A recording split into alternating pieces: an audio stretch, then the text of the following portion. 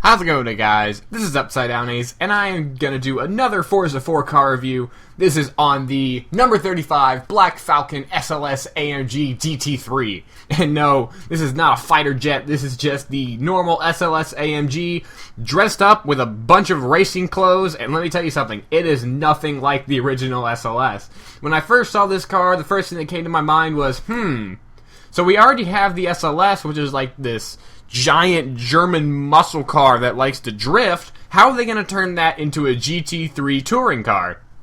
Well, let me tell you. Basically what they did was they kind of took the body and then scrapped everything else. This is nothing like the original SLS AMG. As soon as you get in this cockpit view, you are immediately greeted with this horizontal digital speedo, and it's like, what is going on? All the Mercedes luxuries that were there are gone, and no, there are no gull wing doors, for those who are wondering. This thing, it looks like there's carbon fiber everywhere. I mean, the steering wheel looks like it's made of carbon fiber. That Mercedes logo looks like it's made of carbon fiber. You know, there's roll cages, there's buttons on the steering wheel, I don't even know what they do. And it's just like, what is going on? And I did notice this thing was incredibly easy to get off the line. Normally I have some trouble with some of these GT3 cars, but this thing, for some reason, just popped down to 2,000 revs and just went off. It was a really nice experience for once. I thought I was going to struggle with that. But the first thing I noticed when I was having some trouble that I had to adjust my driving style a little bit to was the gearbox. Now, these GT3 cars all have incredibly fast gear changes, but if you drive with a manual with clutch, you have to adjust the way you change gears. At least if you change gears the way its eyes do. You know, you press the clutch, you lift off the gas, and you press the B or the X button to shift up or down.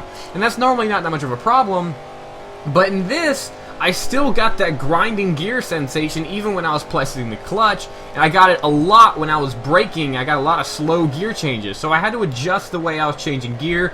I had to do it much quicker, much sharper, and I had to concentrate a lot more. You really had to focus when you were driving this car, or any GT3 car for that matter. And like I said, especially with the downshifting, I want to mention that really fast. Normally I just hold down the clutch and shift down and hold down the brake with like my two fingers, and that does not work in a GT3 car. The thing will clumsily change gear really slowly, and you have no control, and it slides a lot. Really what you have to do when you're going into a corner is you just have to let the force of like the downshifting slow you down. It's a really weird sensation, but once you get used to it, you'll know what I'm talking about. You just kind of shift down and lift off the brake, and it's like, oh, this kind of slowed me down a little bit, and you do it again and again until you're at the corner. So you kind of like shift down and coast into the turn. It's really weird, but you get used to it. Now, the other factor with GT3 cars, obviously, is speed, and unfortunately, this is where the SLS, I felt like it left me down.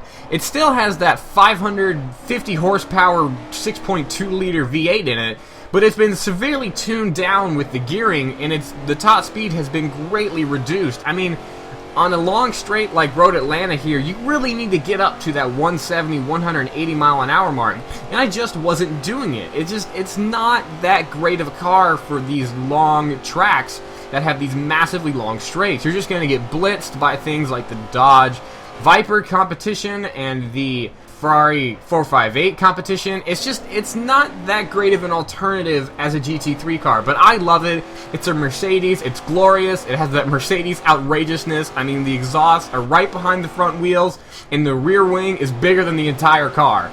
So, that's my review on this not fighter jet car, and if you enjoyed it, please like it and comment below with what you think of this car, and as always, don't forget to subscribe and stay tuned for more videos.